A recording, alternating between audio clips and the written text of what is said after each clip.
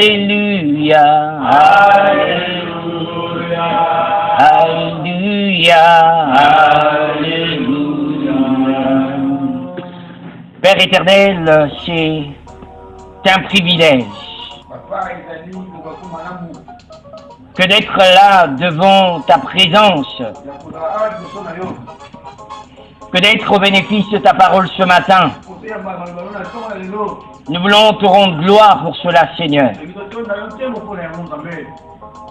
Lorsque nous nous souvenons qu'il y a beaucoup d'entre Dieu qui ont désiré ces moments, mais qui n'ont pas pu, Seigneur, les bénéficier. Mais à nous, tu as fait la grâce. Alors nous ne voulons pas que cette grâce soit prise en vain. Donne-nous, Seigneur, de rentrer dans cette grâce au travers de l'écoute de ta parole. Et que nous soyons bénis, Seigneur, au travers de cette parole, notre Dieu. Que nous soyons consolés au travers de ta parole. Que nous soyons édifiés, Seigneur. Mais que nous soyons transformés au finish, Seigneur. Père, nous ne sommes que des canaux que tu as choisis ce matin. Eh bien, nous voulons être que des canaux, Seigneur. Pour que toi, tu te glorifies. Car il est question de toi. Il est question de ta parole. Saint-Esprit, nous sommes à toi, Seigneur. Conduis-nous et bénis ton peuple. Au nom de Jésus, nous avons prié. Amen. Amen. Bien-aimés, je vous salue au nom du Seigneur.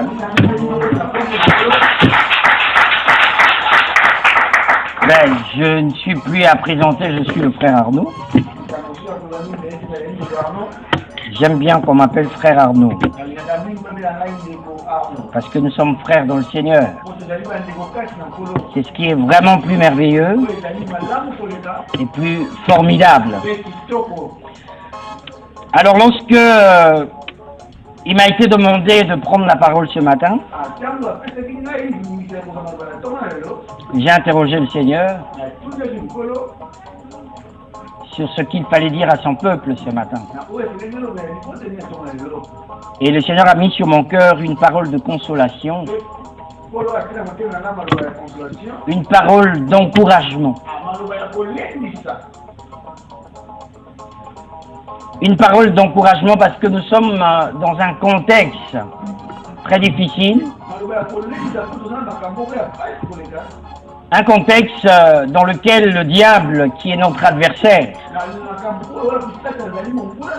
nous combat, mais un contexte dans lequel aussi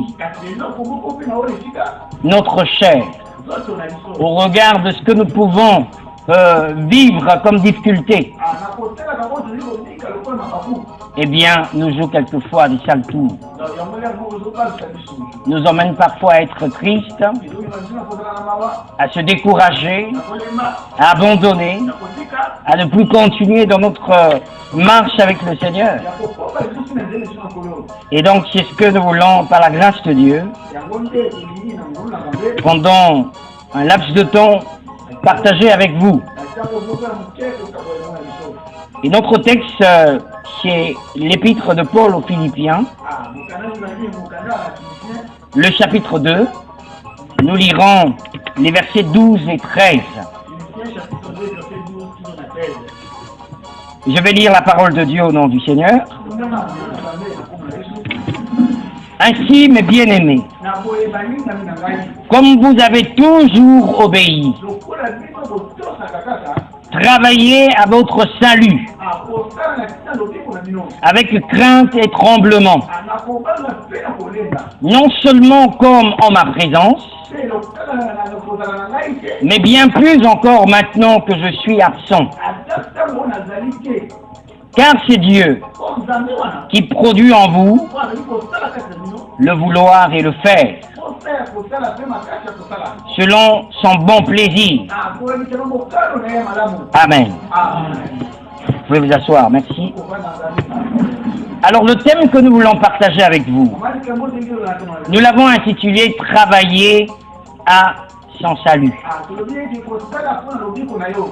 Travaillez à votre salut. Et ici, Paul s'adresse à des personnes qui un jour avaient accepté Jésus comme étant Seigneur et Sauveur de leur vie. Et donc Paul s'adresse aux Philippiens. Il s'adresse à l'église qui est à Philippe. Donc Paul ne s'adresse pas à des païens, à ceux qui n'ont pas encore bénéficié le salut de Dieu. Et ce matin, par la grâce de Dieu, eh bien le Seigneur aussi s'adresse à ses enfants, à l'église, la communauté chrétienne évangélique de Kinshasa. Des hommes et des femmes qui ont accepté Jésus, donc qui ont le salut de Jésus. Et c'est à ces personnes que le Seigneur dit ce matin de travailler à ce salut qu'ils ont reçu. Lorsque Paul parle de travailler à son salut, eh bien il ne fait pas allusion, comme le penseraient certaines personnes, que non, il nous faut faire un effort pour être sauvés. La Bible déclare que le salut s'obtient par la foi en Jésus-Christ. Et donc ce n'est pas par nos œuvres, afin que personne ne se glorifie. Bien aimé, comme nous l'avons dit, que le texte que nous avons lu, c'est un texte écrit par Paul, c'est une lettre que Paul a adressée aux Philippiens lorsqu'il était en prison. Et il a reçu les nouvelles de l'église de Philippe, ces nouvelles qui ont réjoui son cœur, à cause du fait que les Philippiens gardaient la foi, à cause du fait que les Philippiens étaient vraiment accrochés au Seigneur, mais aussi l'amour qu'ils avaient pour Paul. Et pour ceux qui ont l'habitude de lire la parole de Dieu, ils comprendront que lorsque Paul a envoyé ses compagnons vers ce peuple de Dieu, eh bien une collecte a été faite à l'endroit de Paul par ce peuple de l'église de Philippe. Donc ils avaient vraiment cette considération de celui qui les avait apporté l'évangile du Seigneur. Et Paul a été emmené aussi, non seulement à les encourager, non seulement à manifester la joie, à reconnaître, n'est-ce pas, la joie par rapport à la foi qu'ils étaient en train de manifester. Mais il avait aussi vent un peu de tout ce qui se passait dans cet environnement. Ou de par son absence, il y avait de ceux qui se levaient par un esprit de rivalité ou qui murmuraient, qui combattaient les autres, qui voulaient se faire valoir. Et Paul va donc les inviter à imiter Christ, à avoir pour modèle Christ, à travailler comme Christ, et donc à vivre comme Christ. Et donc c'est cela l'objectif, je veux dire, de cette lettre qu'il a écrite aux Philippiens. Et j'ouvre une parenthèse pour voir l'amour que portait l'apôtre Paul, bien qu'il était dans la prison, mais il continuait à encourager ce peuple.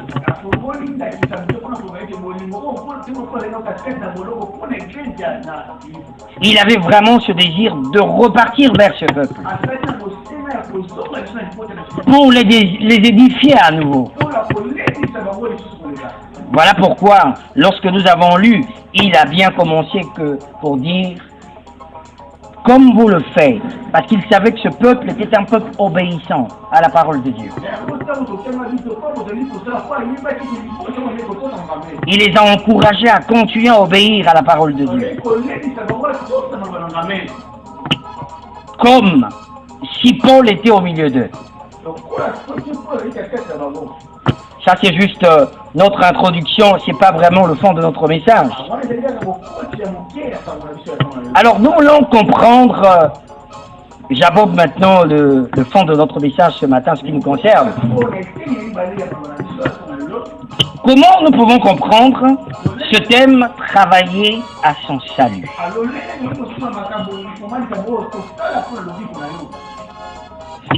Nous avons subdivisé notre message en 3 parties par la grâce de Dieu.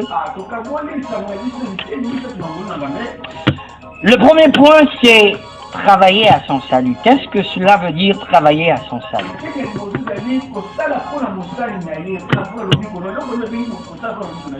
Puisque chacun de nous, si on essayait de poser la question, nous répondrons positivement que oui, je suis sauvé, que oui, j'ai reçu le salut de Dieu.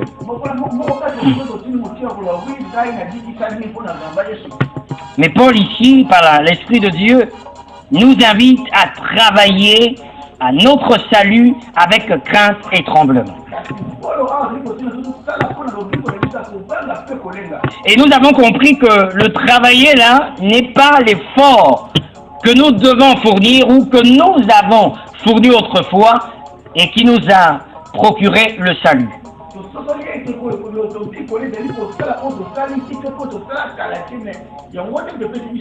Mais le salut, nous l'avons reçu gratuitement. Alors le sens que nous voulons comprendre ici dans travailler à son salut, premièrement, c'est produire les œuvres qui a trait à notre salut. Mais c'est aussi accomplir les œuvres qui correspondent à notre salut. Troisièmement, c'est mettre en œuvre notre salut. Cinquièmement, c'est traduire en acte. Non, traduire par les actes notre salut. Et dans d'autres versions, la version que j'ai lue, c'est la version Louis II, mais dans d'autres versions, par exemple, Parole de vie, il est bien clair. Ce passage dit, mettez en œuvre votre salut.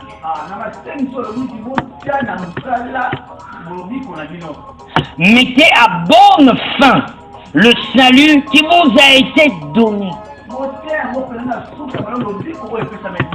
Traduisez ce salut-là en acte. C'est ce que Paul veut dire aux Philippiens ici. Et donc la reformulation de notre texte ici, nous dirons ainsi mes bien-aimés, comme vous avez toujours obéi, mettez en œuvre votre salut avec crainte et tremblement. Traduisez le salut que vous avez reçu par des actes, mais des actes qui correspondent au salut que vous avez reçu.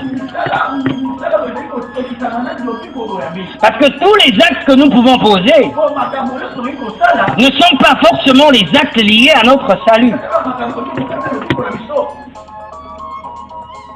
Alléluia. Alléluia. Donc c'est ce que cela veut dire travailler à son salut.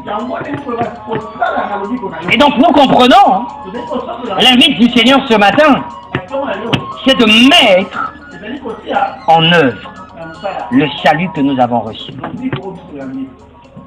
Parce que le salut veut simplement dire sauver de quelque chose. c'est le salut. Nous pouvons aussi le définir comme étant un changement de vie. Nous pouvons aussi parler de la transformation qui a été opérée par le Seigneur dans notre vie. Hier, nous étions des gens qui menaient leur vie comme ils l'entendaient. Comme le déclare la parole de Dieu, que chacun suivait son chemin. Chacun était maître de lui-même. Il pouvait faire tout ce qui le semblait bon.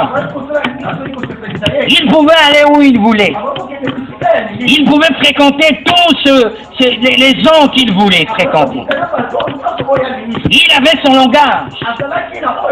Mais le jour où la parole nous a été annoncée, cette parole qui est ce miroir, qui a éclairé notre vie, nous avons vu les tâches.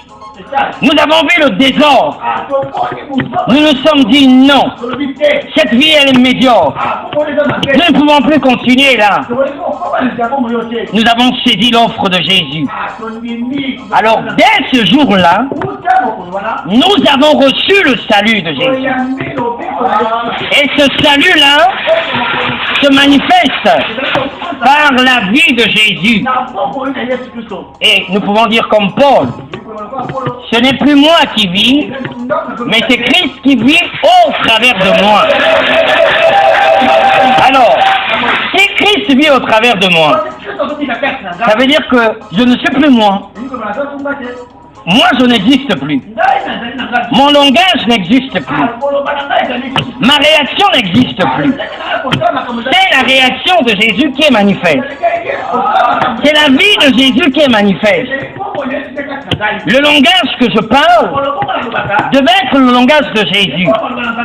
Et lorsque le monde entendra ce langage, il dira non, ça c'est pas notre langage. Oui, le monde aura raison. Parce que le monde a un langage. Et Dieu aussi a un langage. Et une fois que nous avons compris cela, eh bien l'invite du Seigneur, c'est de manifester ce salut-là. J'ouvre encore une parenthèse pour vous expliquer bien. Vous savez que le salut, c'est quelque chose de l'intérieur, mais qui a un signe extérieur. Ce signe, ce sont ses œuvres. Parce que aujourd'hui, accepter le Seigneur n'est pas forcément dit que bon, ça se passe à l'église où tout le monde te voit. Dieu peut t'attraper au coin de la rue. Dieu peut t'attraper peut-être dans un village donné. Il y a eu des gens comme ça, où Dieu les a rencontrés très loin de la foule. Bon, est-ce que nous allons dire que ce salut-là n'est pas un salut vrai? Que la personne n'avait jamais accepté le Christ? Mais nous serons convaincus par les œuvres de ce salut. Alléluia. Voilà pourquoi, même quand nous ne nous connaissons pas, mais si nous sommes des personnes qui ont le salut de Jésus, dès que nous nous rencontrerons, rien par le langage, on va s'accepter. On va se reconnaître. Non, celui-là c'est mon frère. Celle-là c'est ma soeur. Parce que le langage là, c'est le langage que moi je parle. Lorsque nous le verrons vivre, nous allons comprendre que cette vie-là n'est autre que la vie de Jésus. Alléluia. La Bible déclare que nous reconnaîtrons les vrais. C'est vrai que la Bible parle des vrais prophètes. Mais j'élargis les vrais enfants de Dieu. Par quoi? Par le fruit. Mais ce fruit-là, ce sont les œuvres. C'est pas parce que, bon, je suis là, je peux mettre le col pastoral, ou que je commence à marcher comme un saint, que forcément, ah non, c'est un enfant de Dieu. Non, c'est par les œuvres. Voilà pourquoi j'ai dit tout à l'heure que le salut, c'est quelque chose qui se passe à l'intérieur, mais qui doit se manifester. Rencontrer l'assentiment de tous. Alléluia. Rencontrer cet assentiment de tous. Voilà pourquoi Paul demandait aux Philippiens de manifester ce salut-là. Mais nous allons comprendre aussi pourquoi Paul, dans ce contexte, était en train de leur demander de manifester le salut. Alléluia. Et donc, c'est le premier point, la compréhension de travailler à notre salut. Nous y reviendrons peut-être. Alors, le deuxième point, c'est comme vous avez toujours obéi.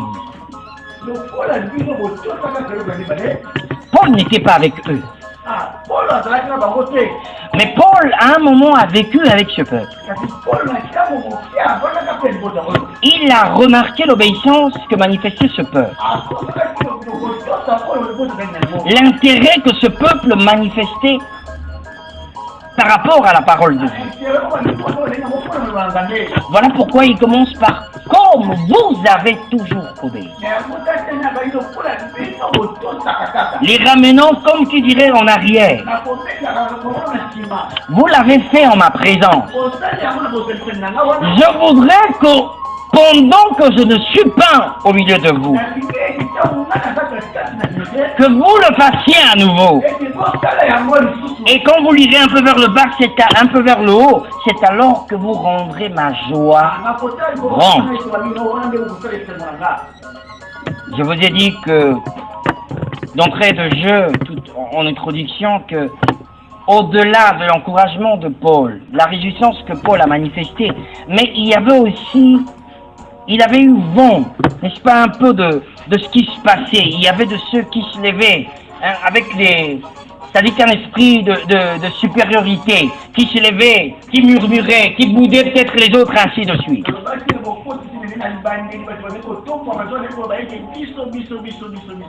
Qui prêchait l'évangile, comme dit, avec un esprit orgueilleux, par rivalité, comme pour dire que bon, moi, comme je suis là, c'est moi. L'autre aussi, quand il viendrait, il dira que non, non, non, en tout cas, c'est moi. Et cette rivalité se manifestait, pas peut-être de façon directe, mais par des propos, par un comportement. Et Paul avait vent de cela. Voilà pourquoi il les redresse. Comme pour dire que ce n'est pas parce que je ne suis pas là, mais Christ est au milieu de vous. Paul les ramène à Christ pour dire que non, mais c'est pas moi. Je vous ai présenté Christ. Je vous ai présenté sa vie à lui. Je vous l'ai présenté comme modèle par excellence. De la même manière que moi, je l'imite lui. Je voudrais que vous viviez comme lui. Que je sois là, ou que je ne sois pas là, mais vous, Christ est au milieu de vous. Suivez son modèle. Faites comme lui. Alléluia. C'est là aussi l'occasion où le Seigneur voudrait dire à nous qui sommes ici peuple de Dieu que notre obéissance à nous ne devait pas être manifeste. Ah, parce que Papa Gilles est là. Ah, parce que le frère Olivier est là. Ah, parce qu'un tel est là. Que non, bon, en ce moment-là, je dois être obéissant. Non. Qu'ils soient là ou pas, que vous soyez en leur présence ou encore dans vos lieux de service, dans vos maisons, sachez que le Christ qu'il vous a présenté, sachant que la vie de Christ que vous avez reçu doit être manifeste partout où vous vous trouverez. De la même manière que vous obéissez à la parole de Dieu devant eux, mais ça devait être aussi la même manière que vous devez obéir à la parole de Dieu partout où vous vous trouverez. Pendant que je suis en train de vendre, Christ est avec moi. Je dois obéir à sa parole. En d'autres termes, l'obéissance c'est quoi? Mais c'est faire ce que Dieu veut. L'obéissance c'est honorer le Seigneur. Alléluia. Donc, Paul veut enlever, vous savez que Paul veut s'enlever dans leurs pensées. Qu'ils ne voient pas Paul en tant que Paul, mais qu'ils remarquent Christ, qui est devant eux en tout temps et pendant tout le temps. Et c'est ça ce que le Seigneur voudrait nous enseigner ce matin. Que notre salut, ce n'est pas un homme qui nous l'a donné, c'est Dieu qui nous l'a donné. Et la vie que nous avons au travers de ce salut, c'est pas la vie d'un pasteur, mais c'est la vie de Jésus. Et ce Jésus-là est partout avec nous. Si du moins nous le laissons être avec nous. Alléluia. Si du moins nous le laissons être avec nous partout où nous le trouvons. Je suis parti de Brazzaville. Je suis ici à Kinshasa. Peut-être que dans un quartier, dans une commune très lointaine, où personne ne me connaît. Mais Christ est avec moi. Christ est avec moi. Et donc je dois aussi travailler à ce salut-là. Le pasteur n'étant pas là, oh je ne vais pas dire ça y est. Alors là c'est fini. Je suis libre. Non, je ne suis pas libre. Par rapport à moi-même. Christ est au-devant de moi. Le langage que je dois tenir, eh bien je dois le tenir par rapport à Christ. De la même manière que j'obéis là-bas, je dois obéir. Alléluia. Donc c'est ce que Paul était en train de dire à ce peuple. Qu'il continue donc dans cette obéissance. Mais comme vous le savez aussi, on est sauvé, c'est pour être disciple du Seigneur. On n'est pas sauvé pour le plaisir de l'être.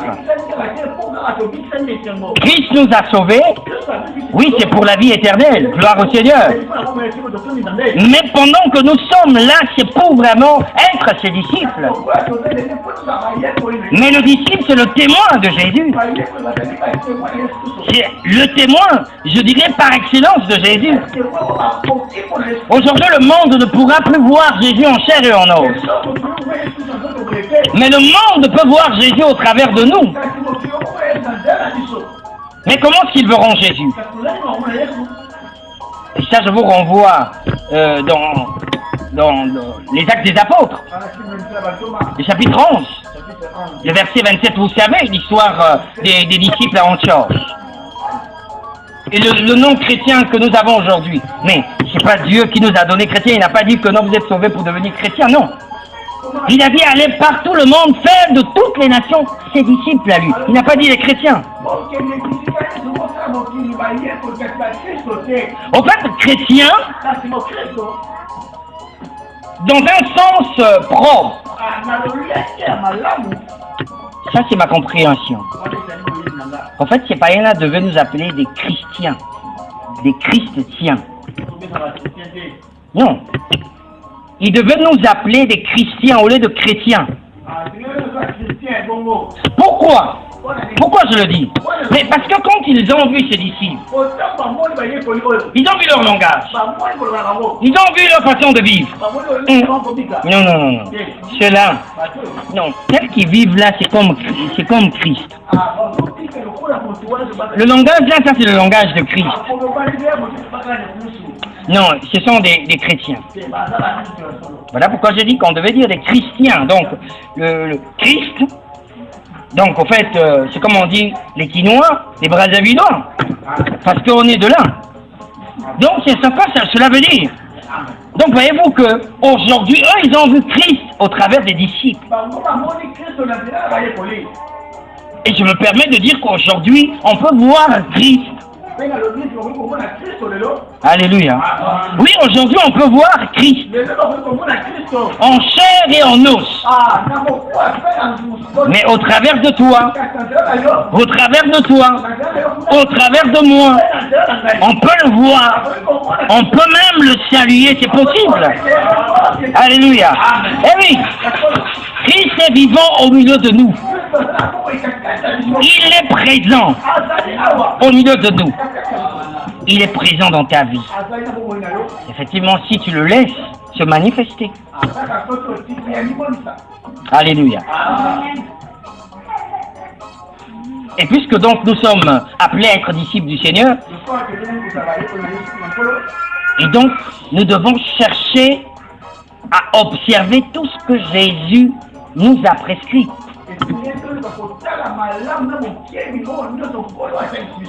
Le chant de manifester ces œuvres-là, le chant est tellement vaste.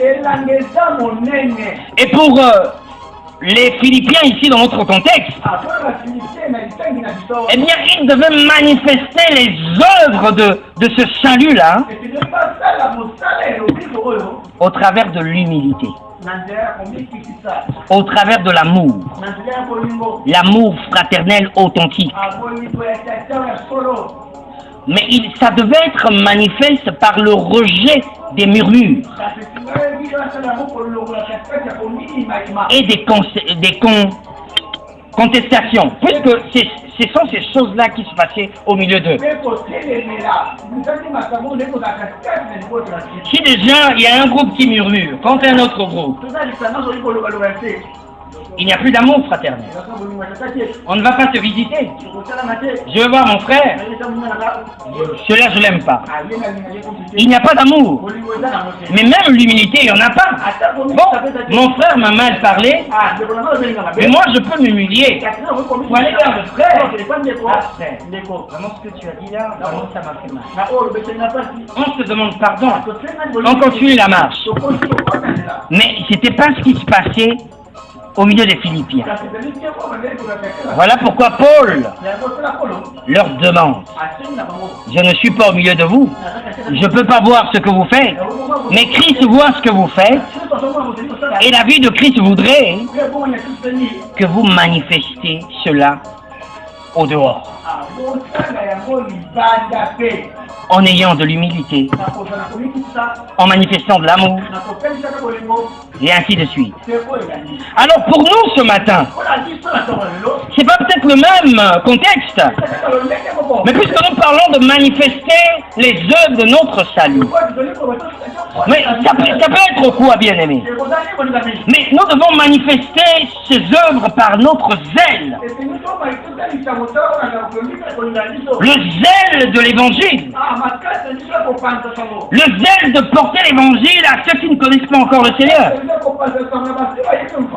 le zèle dans le champ du Seigneur, la détermination, l'engagement dans l'œuvre du Seigneur. Nous avons des cultes de semaine, des activités de semaine, mais pour nous une façon de manifester de mettre en œuvre notre salut à nous, mais consiste à être là, à prier quand il est question de prier des moments de l'intercession, à participer au moment de suivi, à faire de l'évangélisation. C'est de cette façon-là que nous allons traduire en acte notre salut. Alléluia. Mais ça peut être aussi notre témoignage. Que ce soit là où je suis à la maison, Parce que ceux avec qui je vis à la maison ne sont pas forcément enfants de Dieu comme moi. Mais par mon témoignage, par mon comportement, eh bien, je peux les impacter par la vie de Christ en moi. Alléluia. Mais ça peut être aussi, bon, j'ai vu un frère n'est pas venu, une sœur n'est pas venue. Ben, je me lève. Je n'attendrai pas toujours qu'il fasse le programme. Mais je peux me lever, j'ai remarqué qu'un tel n'est pas venu. Je vais. En le faisant, je le fais parce que le salut que j'ai reçu m'oblige à le faire.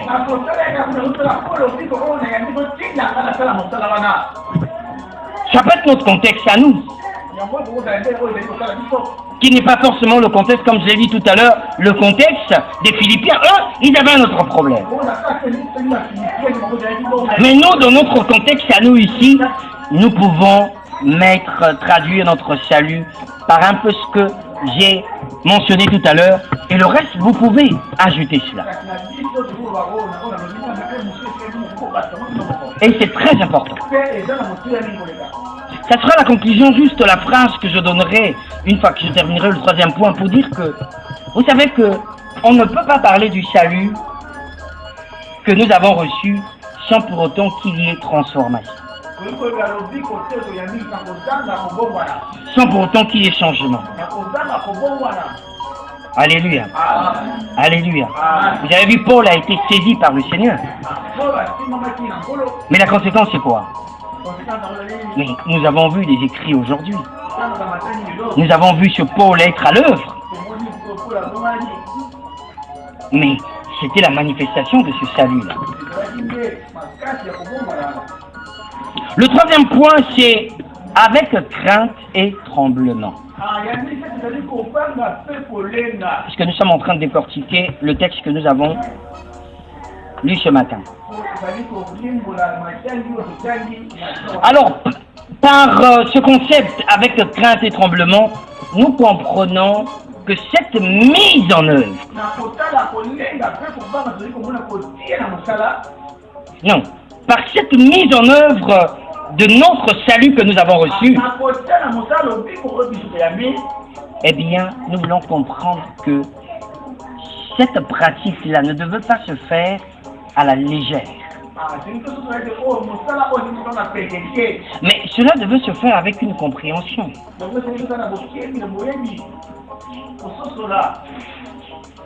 Et la crainte ici, c'est pas la peur. Non, la crainte ici diffère de la peur. Nous n'avons pas peur de Dieu, mais nous craignons Dieu. Au fait, cette crainte n'est autre que le respect que nous avons vis-à-vis de Dieu. Vous savez, aujourd'hui, je vais prendre un exemple juste comme ça là. Imaginons que, bon, je prends parce que c'est peut-être la haute autorité, pour que mon exemple soit un peu consistant. Le président te remet cette tablette là, il dit, bah, tiens-moi ça. En fait, ça t'appartient pas, il t'a demandé de tenir, n'est-ce pas? Qu'est-ce qui va se passer? Tu vas le tenir avec un respect. En fait, c'est ça la crainte en question là. Ah. Je le fais avec respect, pourquoi? Parce que je vois sa position. Ah, c'est quand même le chef de l'État. Donc, je ne veux pas casser la chose de trouille. Au risque que je subisse quelques sanctions. Donc, je suis obligé, même quand quelqu'un veut passer là, en tout cas, non, j'ai la chose de trouille.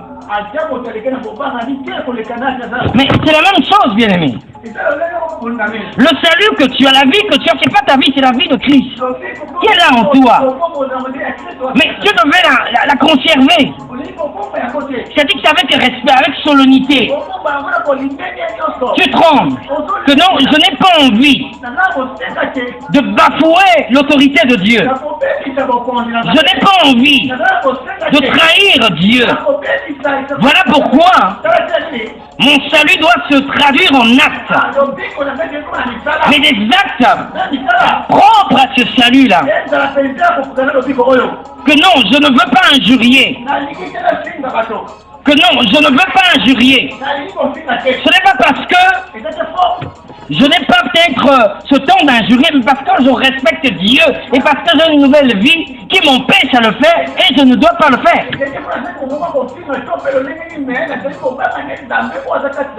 Je ne voudrais pas m'ingérer ou encore faire attention aux injures du monde. Oh non, regardez-moi une belle jeune femme, bon, voilà, Akonuna, comme on dit, Akonuna. Alléluia. Non, moi je ne considère pas cela. C'est quand même, comme on dit chez nous samedi à Brazza, samedi à Kinshasa. À qui? Alors, mais, à l'église. Oh, mais il y a vraiment moyen de hein. Je ne veux pas considérer cela. C'est pas parce que non, je n'ai pas peut-être les pieds pour marcher. Non, mais parce que j'ai une vie que je dois préserver. Parce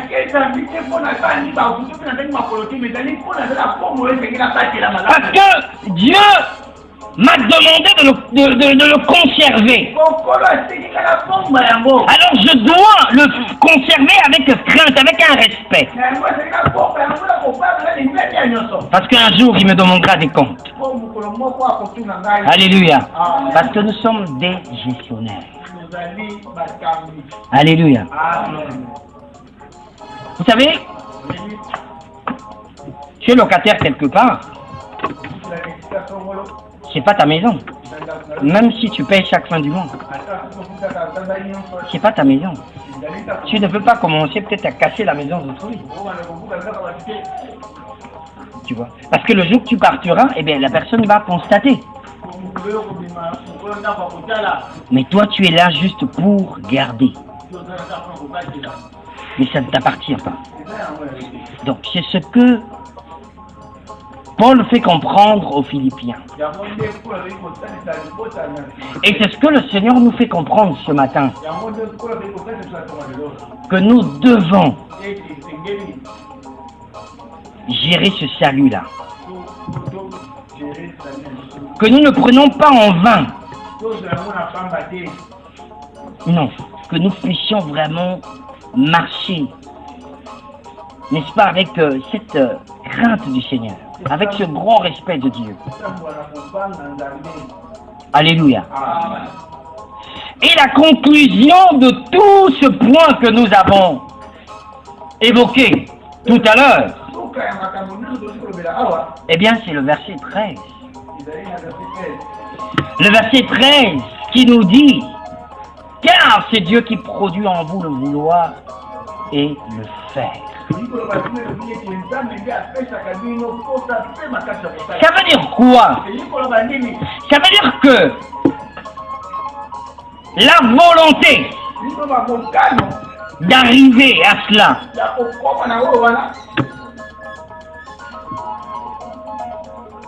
est poussée par l'Esprit de Dieu. Alléluia. Amen. Car Dieu ne peut pas nous demander de faire quoi que ce soit qui soit au-delà de nos capacités, au-delà de nos forces. Mais par son esprit, il stimule notre volonté. Voilà pourquoi coopérer avec le Saint-Esprit, c'est quelque chose de super. Parce que c'est lui qui nous donne la force. C'est lui qui nous donne la force. La Bible même dit que nous ne savons pas prier. Mais l'Esprit de Dieu intercède au-dedans de nous avec des soupirs inexprimables. Et je me réfère un peu à l'histoire de Anne. Vous savez que Anne était tellement arrivée au comble, je vous assure. À cause de la mortification de son entourage. Mais le jour qu'il s'est présenté au temple du Seigneur, et là il n'avait pas de parole, la Bible déclare. Mais qu'est-ce qui se passait en ce moment-là? Son esprit était en contact avec l'Esprit de Dieu. Et c'est ça ce qui se passe aussi souvent. Tu es fatigué. Tu es fatigué. Mais tu sens que l'Esprit de Dieu te stimule à prier. Parfois tu es là en train de prier. Les paroles ne sortent pas. Parfois c'est un parlant lent, simplement. Parfois c'est juste oh Jésus, Jésus, Jésus, Jésus, Jésus. Mais vous ne savez pas la puissance qui se libère. Et tout de suite c'est une force. Et te voilà faire 2 heures, 3 heures. C'est lui qui produit le vouloir et le fait. C'est lui qui produit cela, bien-aimé. Et donc faisons-le confiance. Attachons-nous à lui. Nous allons réussir à mettre en pratique notre salut. Très important, bien-aimé. Je veux terminer, bien-aimé dans le Seigneur, pour dire que nous sommes dans un contexte difficile. Nous sommes dans un environnement très difficile, où il y a beaucoup de possibilités d'abandonner. Oui, il y a une possibilité de dire trop, c'est fini, j'arrête. Oh, la vie en question, tout le temps. Il n'y a comme pas de changement. Non, je fais comme tout le monde. Non, tu n'es pas monsieur tout le monde. Tu n'es pas madame tout le monde. Tu es particulier. Tu es particulier. Fais référence à Dieu. Attache-toi à lui. Il est capable de t'emmener. Peut-être qu'il te reste encore à faire 2 pas pour saisir la promesse de Dieu. Veux-tu abandonner déjà? Non. Avance. Avance. Mais tout en sachant que tu n'es pas seul. Christ est avec toi. C'est lui qui t'accompagne. Quand tu veux reculer, il te pousse. On a raconté l'histoire d'un serviteur de Dieu qui priait, qui se lamentait très souvent. Ah Seigneur, je ne te vois pas dans ma vie, Seigneur. Alors une fois Dieu lui donne une vision. Et la vision, il se trouvait au bord d'une plage. Et là, il a vu 4 empreintes. Voilà, donc ça veut dire qu'il y avait 2 personnes. Donc les 2 pieds, ça forme 2 empreintes, puisqu'il y a 2 pieds, et puis l'autre. Donc il y avait 2 personnes qui marchaient. Mais lui, il a vu juste les empreintes. Après, il se réveille. Il dit, mais je ne comprends pas, Seigneur, qu'est-ce que cela veut dire? Dieu lui dit, tu vois, tu as vu les 4 empreintes là. J'étais en train de marcher avec moi.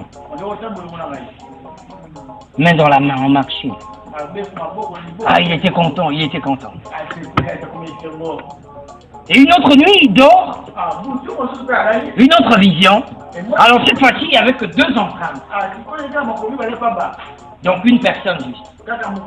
Alors il se réveillait là, il s'est dit, mais ah Seigneur, tu m'as abandonné. Ah Seigneur, tu m'as abandonné parce que l'autre empreinte, il n'y en a pas, tu m'as abandonné. Le Seigneur lui dit, je ne t'ai pas abandonné. Tu étais fatigué. Et je t'avais porté pour t'emmener à une distance. Pendant que tu étais sur mon dos, pour toi c'était une façon de récupérer les forces. Récupérer les forces. Et à une distance, je devais te laisser. Alléluia. C'est ce que le Seigneur fait. Voilà pourquoi, je vous l'ai dit tout à l'heure, qu'il nous faut vraiment une coopération avec l'Esprit de Dieu. C'est formidable pour nous. Le Saint-Esprit, c'est pas une chose, non. C'est Dieu. C'est lui qui est avec nous ici, à l'église, c'est lui. Alléluia. C'est lui qui nous conduit. il nous révèle, il prend ce qui est à Jésus, il nous les communique. Donc il y a des moments quand tu es fatigué, ben, il te porte. Mais donne-lui seulement la possibilité de le faire. Et tu verras que ton salut va se traduire en œuvre. Et comme cela va se traduire en œuvre, tu vas impacter ton environnement. Des âmes seront sauvées aussi au travers de toi. Voilà le message que le Seigneur voudrait nous communiquer ce matin, qu'il nous aide vraiment à intérioriser, que nous ne soyons pas des auditeurs oubliés, mais que nous soyons de ceux qui se saisissent de cette parole et qui marchent dans la direction de cette parole. Pas par notre force, mais avec l'aide de Dieu lui-même. Et nous y arriverons. Nous y arriverons. Alléluia. Que Dieu bénisse sa parole. Nous allons juste nous courber dans la prière. Je vais juste conduire peut-être quelques deux prières, après quoi Frère Olivier va prendre la suite de ces moments. Nous voulons dire merci à Dieu pour sa parole. Cette parole qui est venue pour nous encourager. Cette parole qui est venue comme pour nous booster à nouveau. Afin que nous continuions la marche. Afin que nous puissions nous ressaisir. S'il se trouve que nous n'avons pas encore manifesté des œuvres, voilà l'occasion de le faire. Alors tu peux dire à Dieu merci ce matin. Élève la voix et commence à prier le Seigneur. Remercie ton Dieu qui t'a parlé. Il t'a parlé comme un père. Parle à ses enfants. C'est l'expression de son amour. Oui, en nous parlons ainsi.